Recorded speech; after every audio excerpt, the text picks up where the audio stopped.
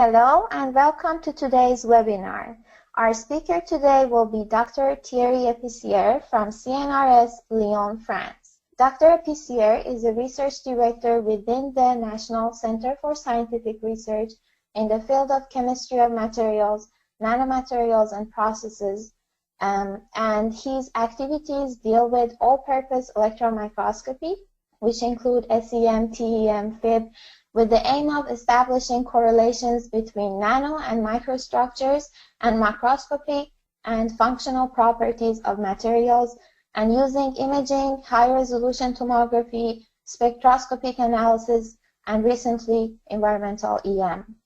In 2012, he became the director of the TEM and Atom Probe Network METSA, where he is now the deputy director since 2016. He was recently the chairman of the EMC 2016, the Electron Microscopy Congress, which was held in Lyon, France, a month ago. And just a couple of points, if we can go to the next slide, Thierry. I just wanted to let you know that you can submit your questions via the question panel that is shown on the right-hand side here. If also you have problems regarding the webinar and connectivity, you can also submit that through the same pane. We will try to answer as many questions as the time allows after the webinar finishes.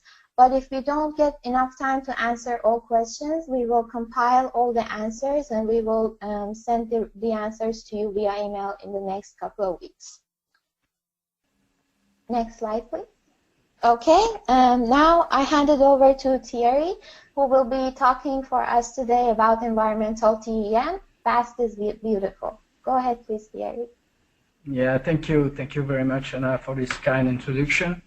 So, yeah, as the title is saying, I will talk about environmental TEM and fast acquisition in environmental conditions. I will detail that in a few seconds and all during this presentation. So the outline will be roughly this one. I will just remind a few features about environmental TEM. Then I will speak about fast 3D acquisition, and I will essentially concentrate on 3D acquisition, that is tomography. And I will show, of course, some applications of this so-called fast tomography approach. Some of them are essentially in TEM, that is environmental mode. And we'll end up with some perspectives about what we can aim at doing, like 3D operando environmental TEM.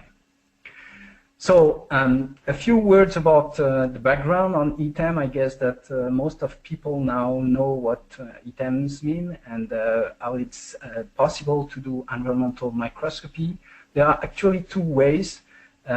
First one is having a dedicated environmental microscope, which is driven, I would say, by some kind of strict differential pumping systems that you can see on the drawing on the left, where we can afford to have, of course, a high vacuum all along the column, especially at near the gun and along the column for a correct, I would say, optical transfer of electrons, but also partial pressure around the sample near the objective. And with this, we can also analyze the gases with RGA, which is built in microscope. That is for a commercial version that exists. I will show that in a few seconds. The other way, which is really developing very fast these last years, is doing environmental microscopy in a closed cell.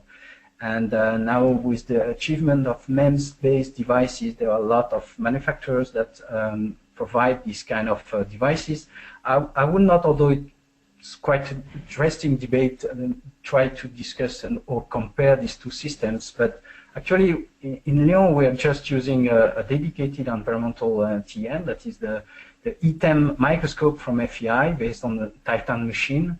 And you see here in the middle the main outside, I would say, difference between the conventional microscope, that is this range of turbopumps that enable you to handle the environmental mode, And this environmental mode concerns pressure in the range, I would say, from 10 to the minus 6 or maybe 10 to the minus 5, as we can accurately measure, to up to a few millibar of atmosphere. And that is really what we call environmental electron microscopy. A quite important point that people maybe not be aware of is that for security reasons, FEI designed the microscope in such a way that you cannot input gases with a pressure higher than 0.5 bar, but 0.5 absolute bar, absolute pressure, that is below the atmospheric pressure. That means that the user has really to build up some system in order to pump the line, the gas line, in order to be able to introduce gas in the microscope. And it's what we have done on the left-hand side with a gas mixing, a pure gas mixing and accurate system that enables us to also provide mixtures of gases before entering the microscope. So, well, since we intend to do a chemical reaction in the environmental microscope, and especially in the field of catalysis, we certainly mostly have to heat up the sample. So we need heating holders. We've been using two types of heating holders in this work, in the work that I will present. First one is a classical and old style, I would say, furnace-based Gatan heating holder, which has several constraints and drawbacks regarding, I would say, modern and, let's say, aberration-corrected microscopy. First, it's not very stable, it's drifting, it's long to heat, long to cool down, and also produces electromagnetic perturbation that prevents from a very nice high-resolution imaging at high temperature. And regarding the fact that we will do tomography that is acquired tilted series, it has also a main drawback that it produces a shadowing over at high tilting angle, but not that high actually, plus or minus 30, above plus or minus 30 degree. I mean, so there is no way to tilt more than this. So we recently acquired one of these nice devices, MEMS-based technology, and this is a dense solution system, and the S5 holder, and we see here the view of the chips. We have plenty of location where you can put your samples, essentially, well, you may guess powders, and here the very thin and transparent, electron transparent region are roughly 20 by 5 micrometer. And the very nice feature of this S5 version is that we have no shadowing, at least in the central row of these windows, no shadowing over a very large tilting amplitude that is plus or minus 72 degrees, roughly. Actually, what you need when you do tomography. Let's say a few words about the need for 3D analysis under environmental conditions. But before that, I just want to point out that we were using also two types of cameras. The first and the oldest camera is a conventional numerical camera from Gatan, but we recently also acquired a one-view camera, 4K one-view camera, which is, as you will see, quite very interesting in order to speed up the acquisition during tomography. So I put here three examples among many others where we may guess that we need 3D analysis of the sample. So the first one concerns the combustion of soot on a catalysis, and this is related to exhaust pipe technology in automotive industry, and I will come back on that example at the end of my presentation. So what we've been seeing here, it's an experiment performed at 80 kilovolt, 500 degrees C, 3 millibar of oxygen. And we see the soot, which are these light gray small particles burning at the contact of the zirconia catalyst. And of course, if we want to do a very accurate and quantitative measurement, let's say study kinetics or try to deduce thermodynamic data from this kind of experiment, we certainly must look at them in 3D. Another example, which is a recent experiment we did for an external user, is concerning possible diffusion reaction within the structure of silicon germanium core shell nanowires.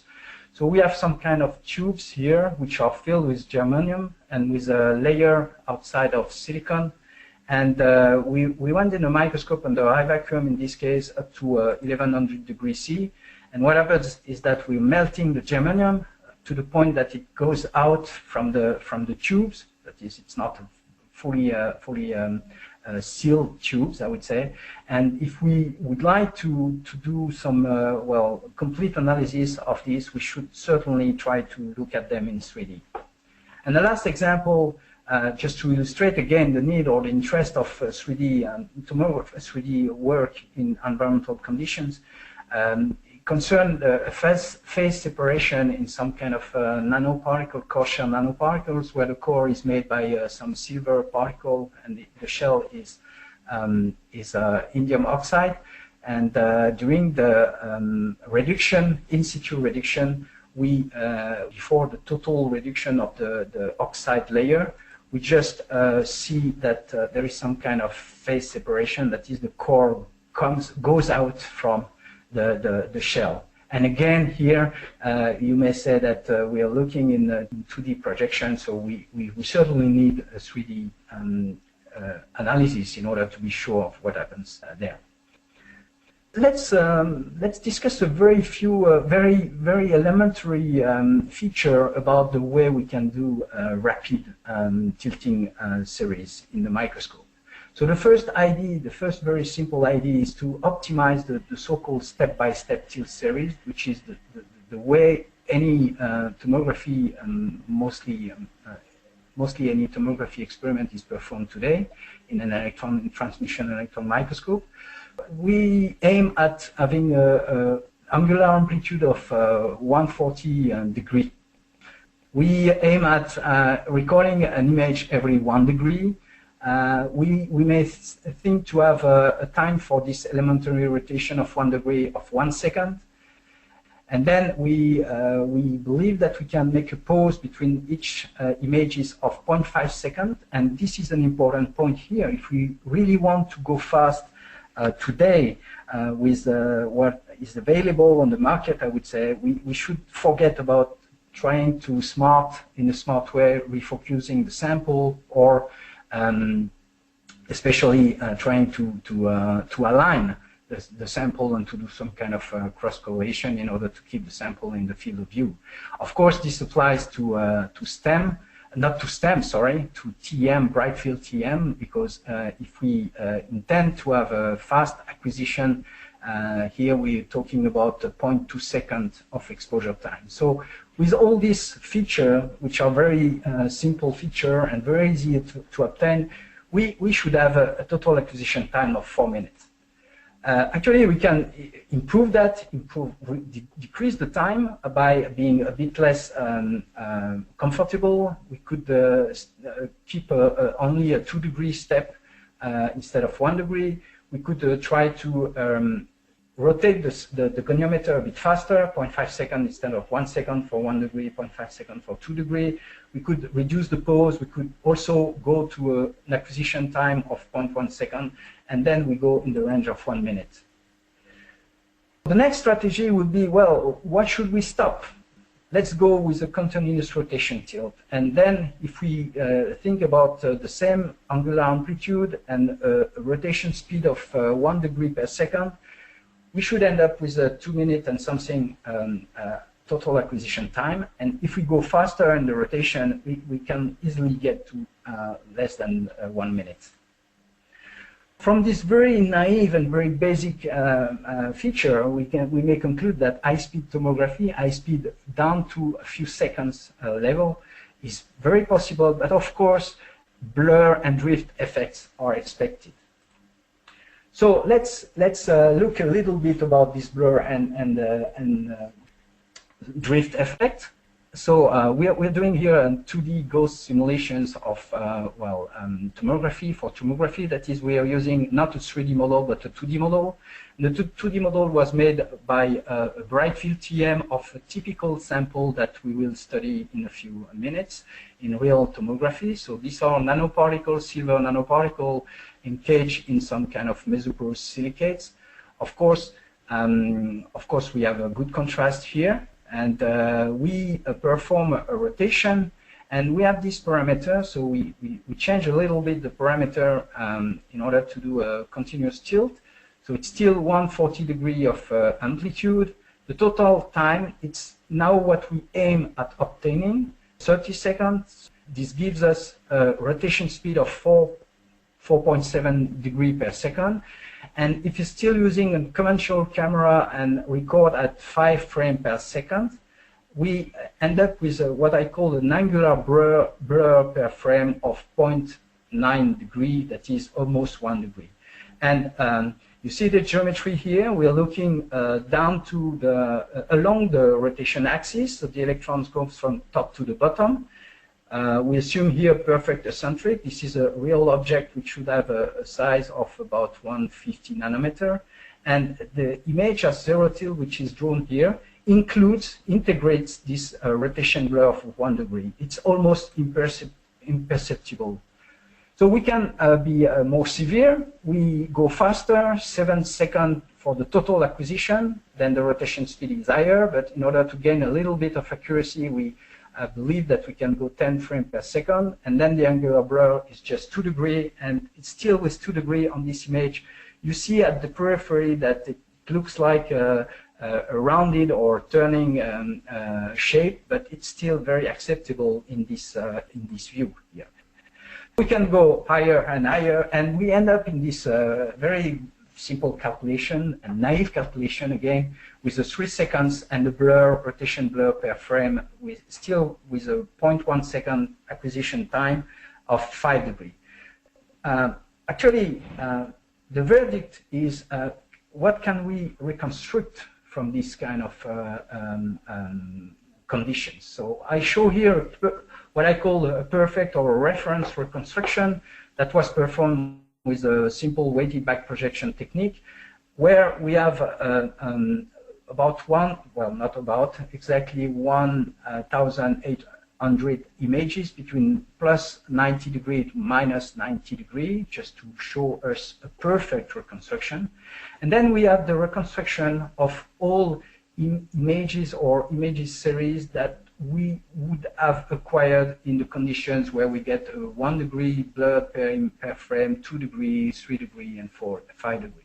And what is very surprising is that, of course, since the first conditions, we are losing some details that is essentially these dark lines, horizontal dark lines we see here in the perfect reconstruction, which are indeed the walls of the silicate zeolite type crystal, but the particles are still there, of course, because we choose in this example a system with a good contrast. But still, particles are there, and we just are able to clearly see that we are losing contrast of the particle, of course, at the periphery of the system, because this is the regions which are most affected by the blur when the rotation speed is increased.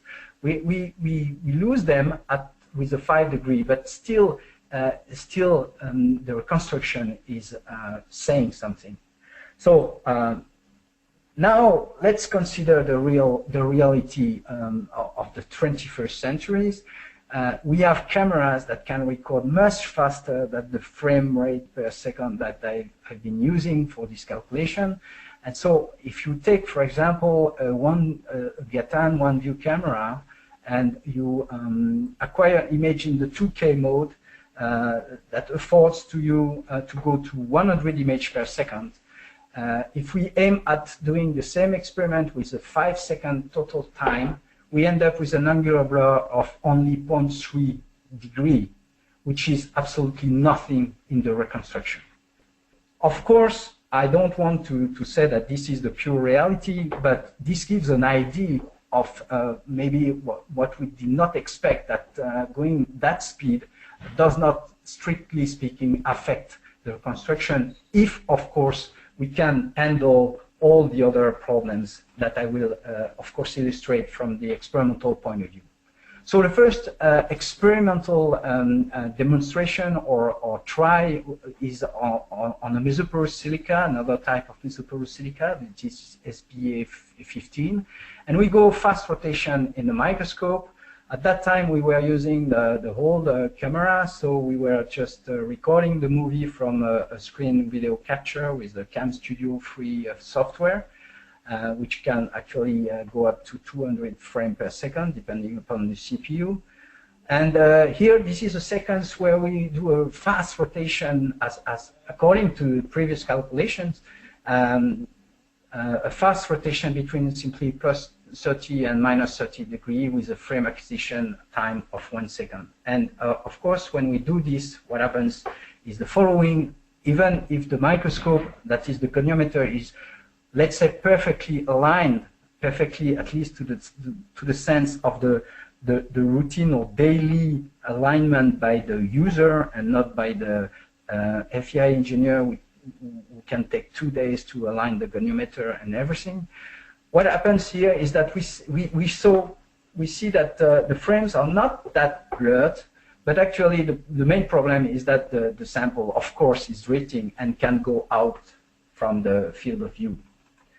So the second example is much more realistic, because then we go to a much higher rotation amplitude, and we afford the user to try to bring back manually the sample in the field of view during the experiment. So of course, it's a very, very shivering sequence, but it's, although we can clearly see that we have a lot of frames that are blurred, we will see that we have also a lot of frames that are not that blurred and that we can use for reconstruction. In that case, this is highly accelerated. The total time of this sequence was 3 minutes and 40 seconds, and the frame acquisition was 0.1 second. This led to a slow rotation speed in order to really allow the user to bring back the sample within the frame, the field of view. Remember that this is a severe case here, what I wrote on the left, because this is an alumina sample, alpha alumina sample, on which we have a tiny palladium particles, and the palladium particles are the small dark dots, not the large dark dots, which are actually gold particles, which were intentionally added in order to favor or to facilitate the alignment, the post-mortem alignment of the series. So this is exactly, these are the small, tiny, let's say 2 to 4, 5 nanometer palladium particle that we intend to reconstruct on this nanocatalyst system. We're still at room temperature and high vacuum because these are tests. The post-treatment of this series is that we take all the raw frames that we have, and of course in between these frames we have a lot of blurred frames. We just need to simply keep the sharp frames, so we suppress the blurred frame, we align them conventionally, and then we get the tomogram. I will not detail that much, but I mean, we can improve the procedure of detecting the blurred images, because you can make a simple calculation. If we record the video with, well, something like 10 images per second or 25 images per second during 4 minutes, you end up with more than 1,000 frames and or several thousand frames, and then to analyze them manually is very tedious work. We may think about possible routine in order to detect blurred image. I just show on the left hand, this is a wool domain, which is well known from some people, but probably not very well known from microscopists. You have different type of blurs. Well, the camera motion is when the photographer is checking, but of course this is not the case in the microscope, but obviously the moving object is the most important reason for blurred image in our case.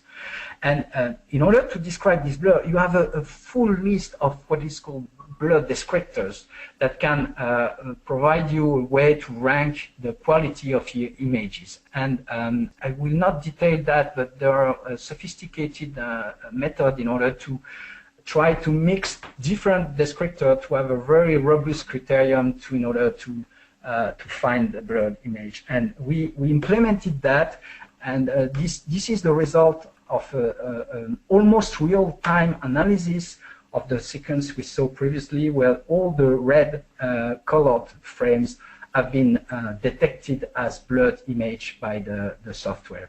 It's, well, no time to go into details in that. Of course, it's not totally perfect, but then the user can manually just cross-check or check what has been done, and then it's a lot of gain of time.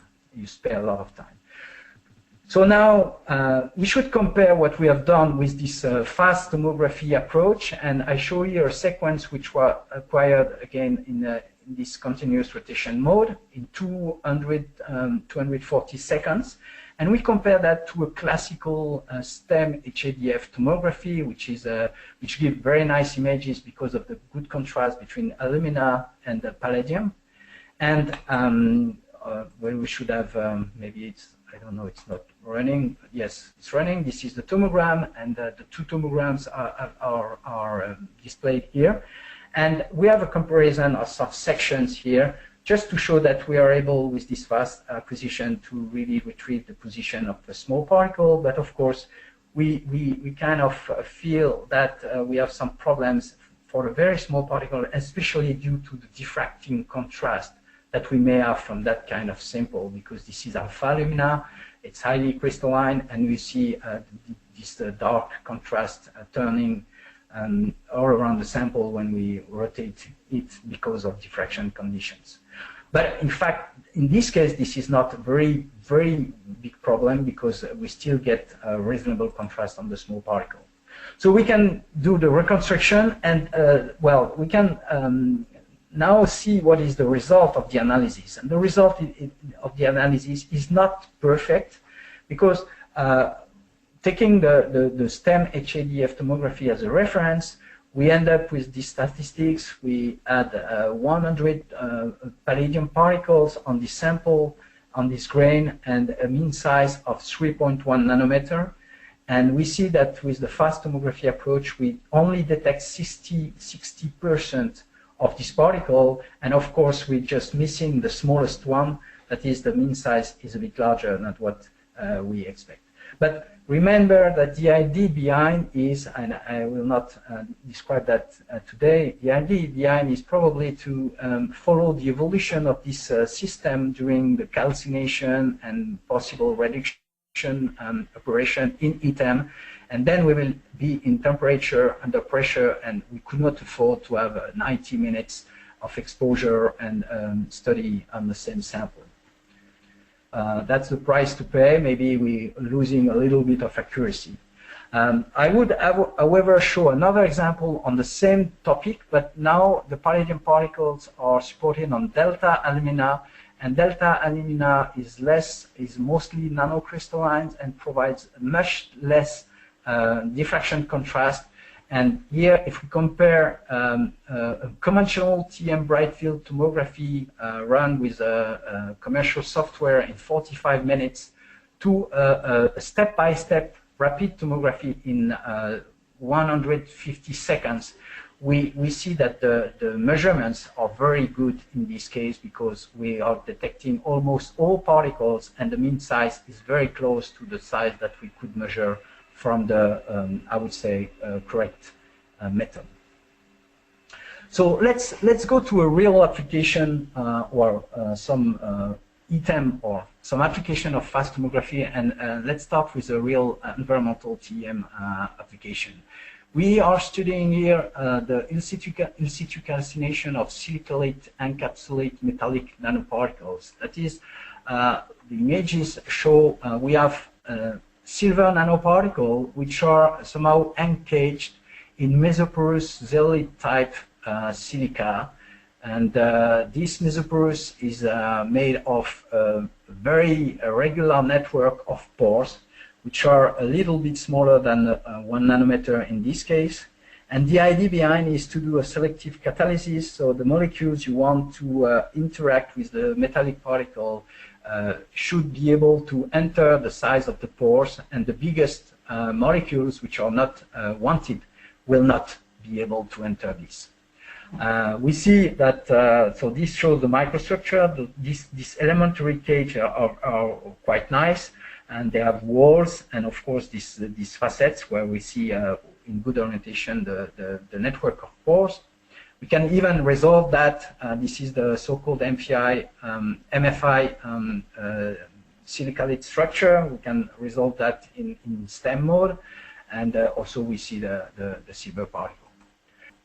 So the idea is to do the calcination of this system in the microscope. So we start on one sample, on one object, which is made by several cages, as seen on the left, and we start to heat up under oxygen, a little pressure of oxygen at 290 degree. And although it's not very obvious in this image, well, what is obvious is that we don't see much particle in this case, but we will see that they have grown. And we finished the sequence at 450 degrees C, still under the same oxygen partial pressure. And then we will see that we will just destroy, I would say, the silver particle. And the reason for heating this sample in the microscope, well, heating the sample actually is just to open the pores, which are certainly obstructed by some organic residue due to the synthesis of the material. What we, just to anticipate upon the result, what we see is that when we open the pores, we certainly have a problem with silver, because if we oxidize silver, we then transform that into some silver oxide, and we know that any silver oxide is unstable at high temperature, and since the highest stability is obtained for Ag2O, which should melt, or which should actually decompose at about 190 degrees. And so we will see that the particle at the last temperature of the sequence will disappear from the cages. During this experiment also we can, of course, illustrate different kind of processes. I said that the particle will grow, and we will see that in a few seconds, but this is due to coalescence, or more precisely in this case Oswald ripening of this particle. So this is an example, nice example, where we see Oswald ripening. There is almost no contact between these two particles, but the small one disappears and the biggest one gets even bigger. And we can even measure in 2D, of course, but the particles looks sufficiently circular to be assumed to be spherical. We can measure the coalescence, or the radius versus time, and it follows nicely the expected law for this kind of diffusion control phenomenon. Well, as far as I said, everything I conclude from this experiment was not very well established, because I'm just thinking about the forthcoming 3D analysis that we've done under environmental condition, under gas and at high temperature. But the first problem is that if we think about doing some tomography experiment on this kind of material, which are essentially silica-based, we have to take care about irradiation effect. And we chose some conditions where we could think to control the irradiation, control in a way that we have not so significant irradiation damages. And we see this on this sequence, which is also highly accelerated because it's a 4-minute sequence. And we've been using different fluxes of the electron beam. And we see that at the highest flux on the left-hand side, we see a very, very clear shrinkage of the cages and the assembly of cages. In the middle sequence, we also see that there is some size evolution. And on the right-hand side, we don't see much evolution. And so the right-hand side experiment was performed with a flux during a radiation sequence during 4 minutes. And this was roughly, at that time we didn't have this one-view camera, so not very sensitive camera. That's what could afford to try to say, well, we need to be less than 4 minutes in order to avoid significant irradiation of our sample. So that's again lead us to fast tomography. So I show here the first example on assembly of cages at 20 degrees under high vacuum, and this is a continuous tilt series from well, about 120 degrees which was recorded in 3 minutes and 40 seconds. So we have here about 300 frames which were aligned for a sequence, video sequence which contain more than 1,000 frames. And of course, from that, we can reconstruct the tomogram and do a very nice 3D modeling, which enables us to make statistics upon the number of particles inside, their location. Of course, all of them are lying on the walls, internal walls of the silicate, and so on. But let's go back to the environmental in situ experiment. So on the top row, we have fixed images. But on the bottom row, we have the tilting series that were acquired with the old Gatan holder, that is with this severe shadowing effect. That is, we have only about 70-degree amplitude, but though still we can do reconstruction from that. And look at the time. We tried to speed up the process. Of course, we have a very low contrast because we wanted to stay as close as possible as 4 minutes for the total exposure time of this material. Of course, it's a bit more than 4 minutes if we make the addition between these three conditions. But from that, we've been able to do this reconstruction, and then it's the open way to statistics. We can measure the encaged particles. We have all the statistics. We can deduce the total silver volume, and we see that between the two first stages, the main difference is that we are losing particles, but actually the silver volume is roughly constant, and the average size is increasing. This is just because of the particle growth that I've been showing a few minutes ago. And when we go to the 450 experiment, we see that there is very few particles inside the cages, and most of particles went out and were deposited on the supporting film.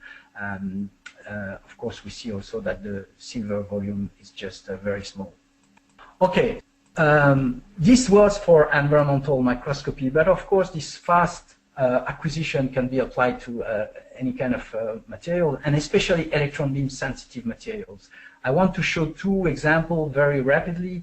One from the polymer system, from polymer systems, where we are trying to analyze the loads inside what is called polymer nanocomposites. This is a typical example where we have a latex samples where that we filled somehow with nanoplatelets of this compound, which are called layered double hydroxide LDH. And the idea was, of course, on conventional imaging, we can really kind of resolve the sheet structure of this material, this double layer. But we wanted to do tomography, so I go rapidly to the results. So this is the tomogram, and this is the 3D modeling of the arrangement of the platelets. What I want to tell here is that this experiment was performed with a step-by-step series between 70 and minus 70 degrees in 200 seconds, with a pause of 0.5 seconds. And the images were 4K images at the 0.2 seconds acquired with the one view camera. And the idea is that we have calculated the total dose that the sample received, and we have validated this dose somehow by an irradiation test made on another sample, where we saw that during this dose in a static mode, there were not too much or significant damage of the material. Another example is, and I take this very famous example that was studied by many authors, magnetotactic bacteria, where we have these magnetite-based elements inside the bacteria. We've been just doing a test tomography experiment. I just show very rapidly one image and slides from the 3D models. This was a step-by-step series acquired between minus 50 and 50 degrees in 90 seconds. This is just to show that we can have a lot of application of this fast acquisition. Okay, I want to be more quantitative in order to show what we can do or what we can dream of doing in what I can call 3D operando TEM. And I come back on the problem of the combustion of soot on zirconia.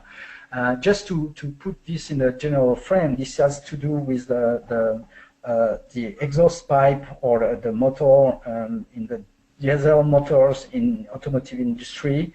And we know that, well, regulation in any country, and especially in Europe, are more and more drastic in terms of the production of nanoparticles. So we must have a particulate filter. And the particulate filter intends to burn the soot, that is the carbon particles that are emitted by the motor, by this very simple reaction. And this is helped by some catalyst which transform the oxygen from the air into a single oxygen molecule from the air into single atoms or ion in order to favor the combustion of the soot. And so we see the numbers here. Without catalyst, the soot, we have 50% of soot conversion into CO2 at 680 degrees, and we can gain more than 100 degrees with some catalysts. What we would like to do is to do some kind of kinetics, and kinetics means we take different temperature, we take different time, and we measure the speed at which the soot is burning. Again, I show a panel of a long, very long experiment that was performed in, well, long experiment in 2 hours 45 minutes.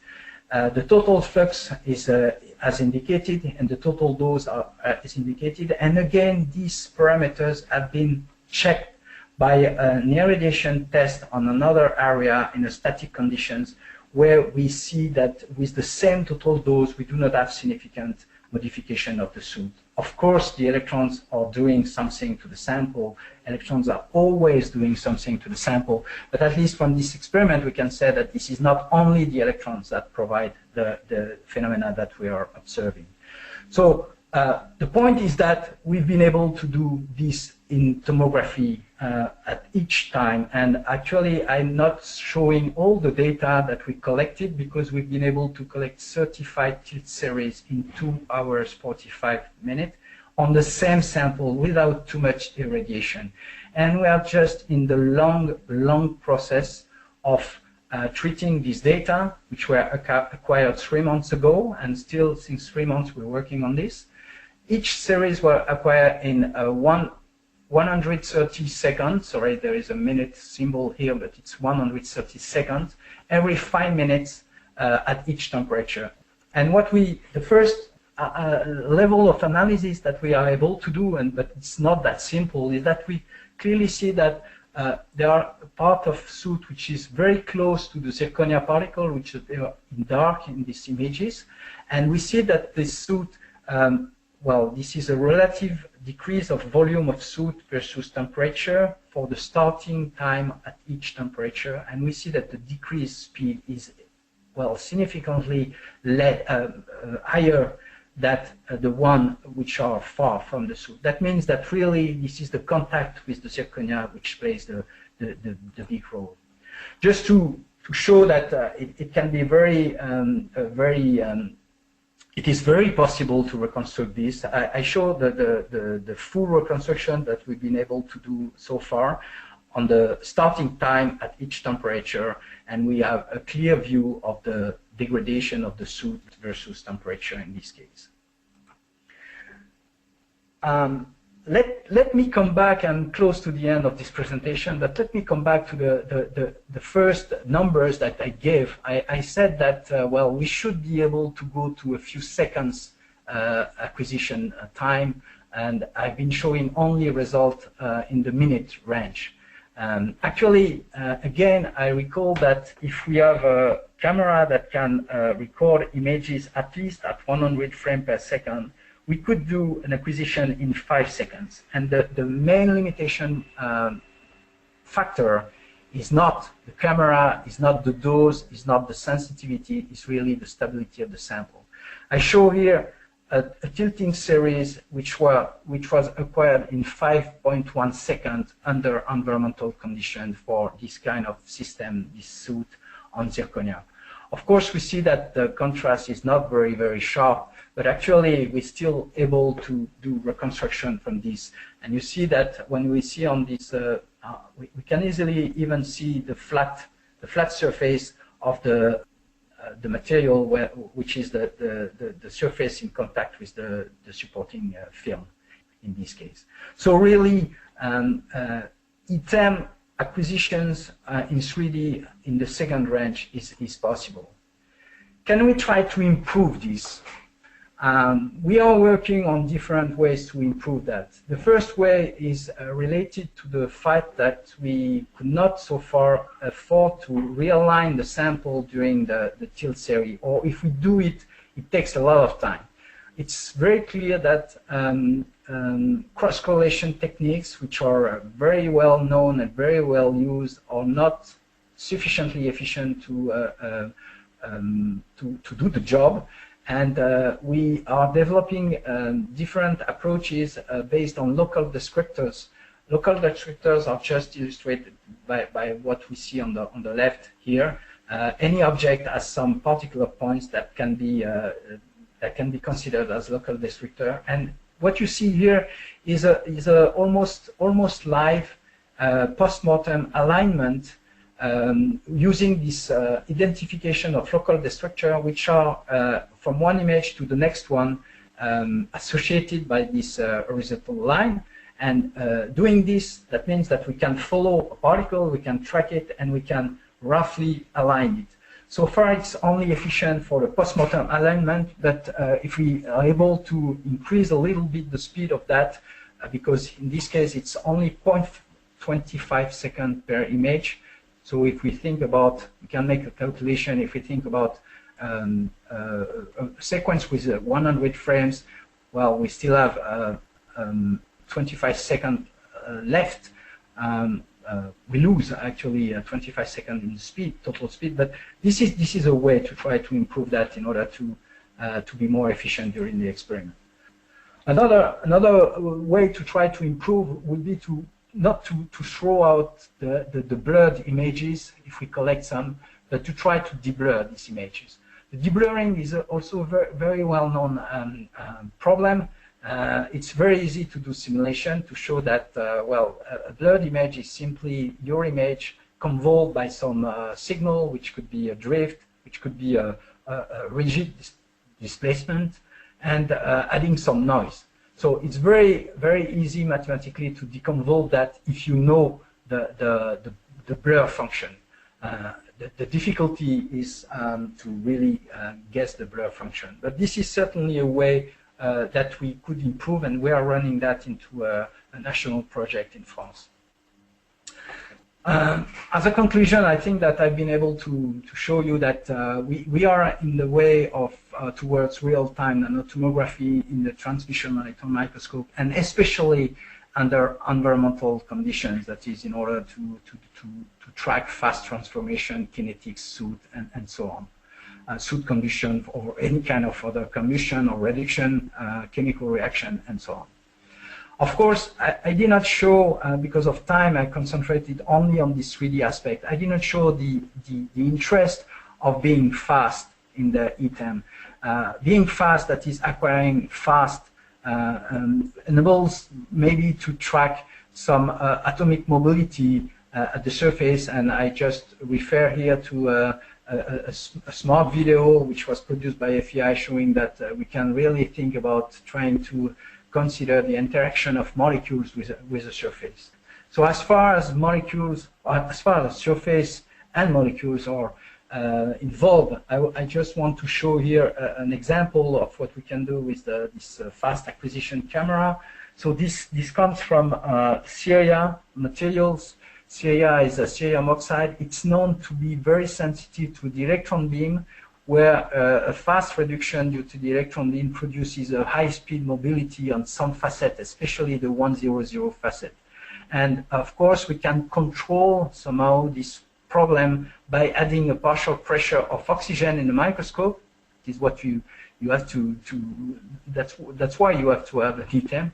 And when we do this acquisition, I just showing here a few seconds of the same area where we see under vacuum, we guess here a very high atomic mobility at the surface of the 100 type, not that much on the other surfaces which are here.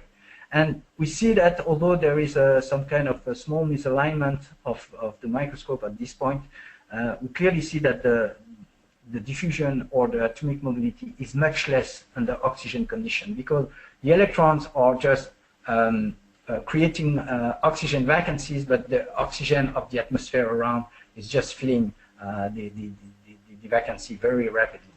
And being able to record images at a very high speed enables to detect a kind of atomic defect that is probably some kind of a new field at this level in terms of speed and reactivity. I show here a small sequence where we see a very strange defect occurring, and this is this kind of shrinkage of the real atomic first surface. I did not comment that, of course, but in these images, the dark dots are cerium atoms and the small dot inside are oxygen atoms. We can easily resolve oxygen atoms. This is under vacuum, but still also under environmental condition, we got the resolution of the oxygen atoms.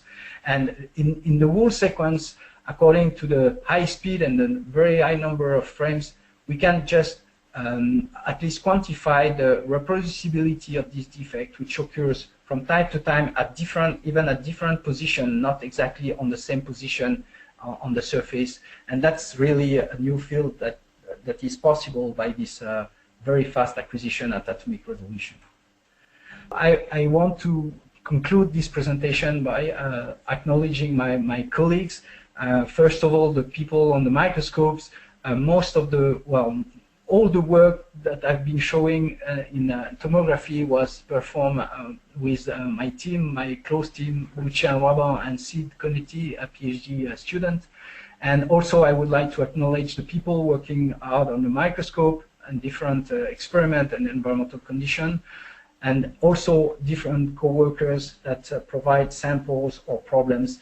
And I want to make a special mention to people from Creatis Lab, Wojtica, Maxime, Thomas Grenier, and their students that were working on the algorithm and all the automatic procedure in order to treat the data.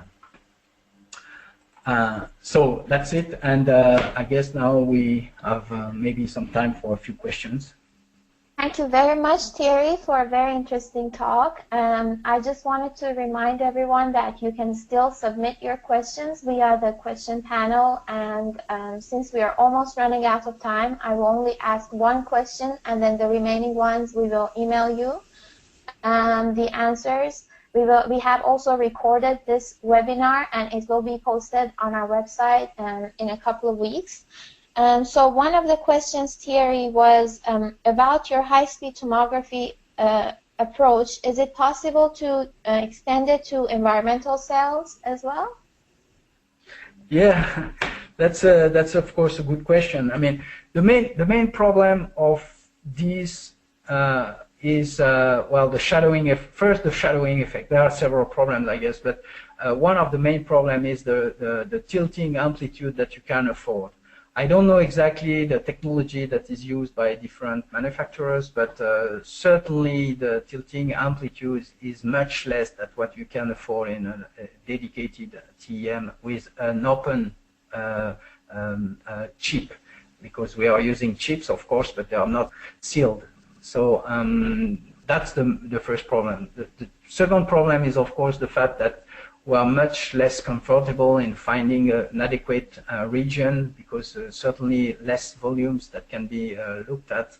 And of course, last point is that we are to travel across two membranes, which well, reduce a little bit the signal to noise ratio. I don't think that this is the most important problem. The most important problem is really the geometric environment and the shadowing effect.